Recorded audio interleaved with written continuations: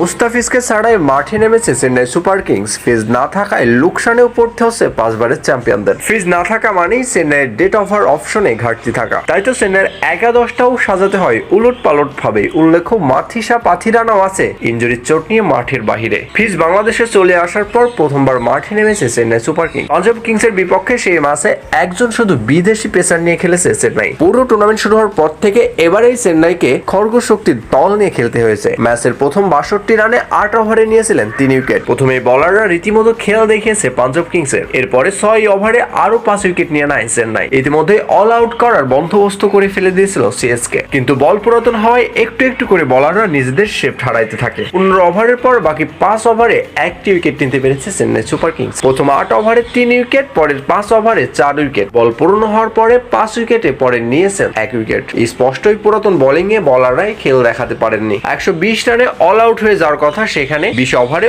All out করতে ব্যর্থ হয় চেন্নাই সুপার কিংস। মুস্তাফিজ দেশে আসার আগের ম্যাচেও লাস্ট ওভারে 2 উইকেট নিয়ে পুরো অল আউট ঘটিয়ে দিয়েছিল সেই ম্যাচে। শেষের ম্যাচেও 15তম ওভারে কোনো রান হজম করেননি মুস্তাফিজ। যেখানে চেন্নাইয়ের বলাররা ছিলেন ডেট ওভারে খরচে, সেখানে মুস্তাফিজ ভিন্ন। বল পূর্ণ হয়ে গেলে শেষ পাওয়ার প্লে আসলেই শুরু হয়ে যেত আসল খেলা। তাতে মুস্তাফিজের জয় হতো বেশিরভাগ সময়। তবে ফিজ দেশে ফিরাই আর ফিজের ম্যাজিক উপভোগ করতে পারছেন না চেন্নাইয়ের সমর্থকরা। তাতে চেন্নাইয়ের লোকসানের মুখোমুখি হওয়ার সম্ভাবনাও বেড়েই যাচ্ছে। আগামী রাজস্থানের বিপক্ষে চেন্নাইতে মুস্তাফিজকে মিস করবে তারা। ফিজের ফিরে আসা বাংলাদেশ দলের জন্য ভালো হলেও কিছুটা অশান্তিতে ভোগাবে চেন্নাইকে। এর সাথে দলের সঙ্গে নেই মাথিসা পাথিরানাও। ইনজুরির চোট নিয়ে আছে মাঠের বাহিরে। এই পেসার আসলে শুরু থেকেই ইনজুরির চোট নিয়ে একাধিক ম্যাচ মিস করে ফেলেছে চেন্নাইয়ের। ম্যাচ জিতলেও যেন জয়ের আড়ালে লুকিয়ে আছে চেন্নাইয়ের দুর্বলতা। পরে ম্যাচগুলোতে চেন্নাই তাদের উইক পয়েন্ট কাটাতে পারে কিনা সেটাই এখন দেখার বিষয়। 11 ম্যাচ মাঠে নেমে 6টিতে জয় নিয়ে এখন পর্যন্ত পয়েন্ট টেবিলে 4 নম্বরে অবস্থান করছে চেন্নাই সুপার কিংস। 4 নম্বর জায়গাটাও গত ম্যাচ জিতে পাকাপুক্ত করে ফেলেছে মহেন্দ্র সিং ধোনির দল। তাছাড়া বোলিংয়ের পাশাপাশি দলটি ব্যাটিং ব্যর্থতাও ভুগছে। অধিনায়ক ঋতুরাজ গায়কোয়াড় রান পেলেও